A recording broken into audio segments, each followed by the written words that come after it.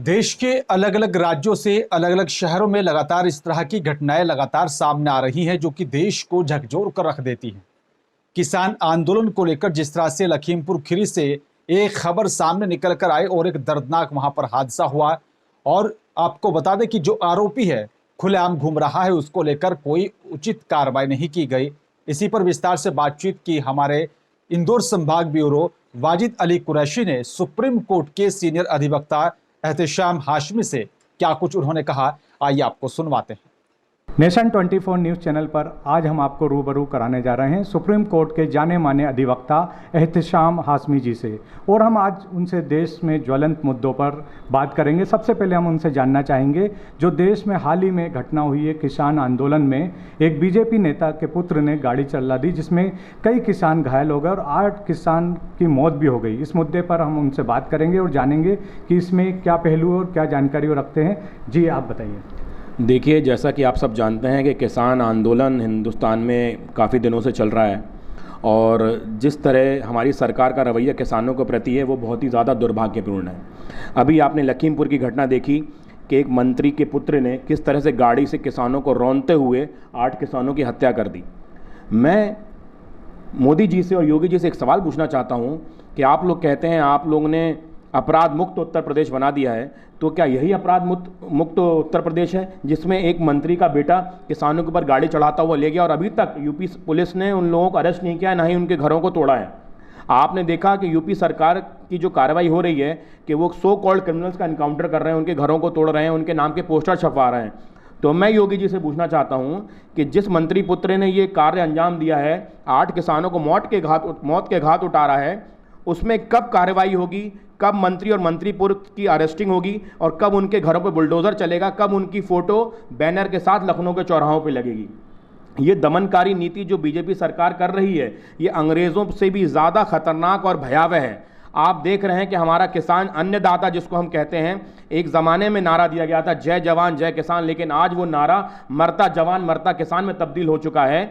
और मुझे शर्म आती है ये बात कहते हुए कि नरेंद्र मोदी जी और योगी जी मुझे लगता है सबसे ज़्यादा इनकॉम्पिटेंट पॉलिटिशियन और पीएम और सीएम हैं। इनको जल्द से जल्द इस्तीफा देना चाहिए, क्योंकि अगर ये देश और उत्तर प्रदेश नहीं चला पा रहे हैं तो किसी और को मौका दें। मैं ये नहीं कह रहा कि कांग्रेस का किसी इंसान को प्रधानमंत्री बनाया जाए या सीएम बनाया जाए, लेकिन कम से कम वो इंसान काबिल भी तो हो। अटल बिहारी वाजपेयी जी भी हिंदुस्तान की कमान संभाली थी, लेकिन उन्होंने भी बहुत अच्छा कार्य किया था। लेकिन जब से ये मोदी जी सरकार में आए हैं, तब से देश की अर्थव्यवस्था, देश का एम्प्लॉयमेंट और देश की गरीबी और करप्शन लेवल अपने पीक पे है। और आज ये हम लोग पहले देखते थे कि ये सरकार मुसलमानों के खिलाफ है, फिर पता पड़ा कि नहीं ठाकुरों को भी खिलाफ है, फिर पता पड़ा कि ब्राह्मणों के खिलाफ है। लेकिन मैं ये कहता हूं कि ये सरकार सिर्फ हिंदू और मुसलमानों के नहीं, ये पूरी इंसानियत के खिलाफ है। और आप सब हम देशवासियों को मिलकर इस सरकार के खिलाफ आवाज़ उठानी होगी। जैसे हमने अंग्रेज़ों को अपने हिंदुस्तान से भगाया था, देश को आज़ाद कराया था, एक बार फिर से आज़ादी की लड़ाई लड़ने का टाइम आ चुका है और सारे देश को मिलकर इस सरकार के खिलाफ आवाज़ उठानी होगी। जैसे हमने अंग्रेज़ों को अपने हिंदुस्तान से भगाया था, देश को आज़ाद कराया था, एक बार फिर से आज़ादी की लड़ाई लड़ने का टाइम आ चुका है और सारे देशवासियों को खड़ा होकर एक साथ शंखनाद करते हुए इस गैर जिम्मेदार सरकार को, इस ढोंगी सरकार को हिंदुस्तान से भगाना होगा। जी बिल्कुल। हम आपसे दूसरा सवाल करते हैं कि जिस तरीके से एक किसानों की घटना हुई और उसकी जानकारी लेने के लिए और उनका हालचाल जानने के लिए कांग्रेस नेता प्रियंका गांधी वहाँ जाना चाहती थी, लेकिन उनके साथ भी जिस तरीके का व्यवहार हुआ और जिस तरीके से उनको गिरफ्तार किया गया, क्या वो सही था? देखिए, सत्याग्रह, मार्च, ये सब गांधी जी भी करते थे, लेकिन अंग्रेज़ भी उनको इतनी बदतमीज़ी से, इतनी बदसलूकी से और गैर संवैधानिक तरीके से कभी नहीं रोकते थे। प्रियंका जी ने इतना साहस का काम किया, यूपी में जाके वो उन किसानों के परिवार को जिनकी जान गई है उनके पास जाना चाह रही थी, उनके परिवार वालों से मिलना चाह रही थी। लेकिन जिस तरीके से योगी की पुलिस ने प्रियंका जी के साथ बदतमीज़ी करी, उनका काफिले को रोका, उनको जाने नहीं दिया और उनके साथ फिजिकल असॉल्ट भी किया, मुझे लगता है कि ये क्रिमिनल ऑफेंस है। जल्द से जल्द ऐसे पुलिस ऑफिसर्स को सस्पेंड किया जाना चाहिए। और आप बिना किसी लिखित ऑर्डर के, बिना किसी कानूनी कार्रवाई के, बिना संवैधानिक मूल्यों को ध्यान में रखते हुए आप एक महिला नेत्री को, जो कि हिंदुस्तान के सबसे बड़े राजनीतिक परिवार से बिलोंग करती हैं, उनको आप किस कानून के तहत ऐसा रोक सकते हैं? ये इस बात का जवाब योगी जी को, आपको देशवासियों को देना है।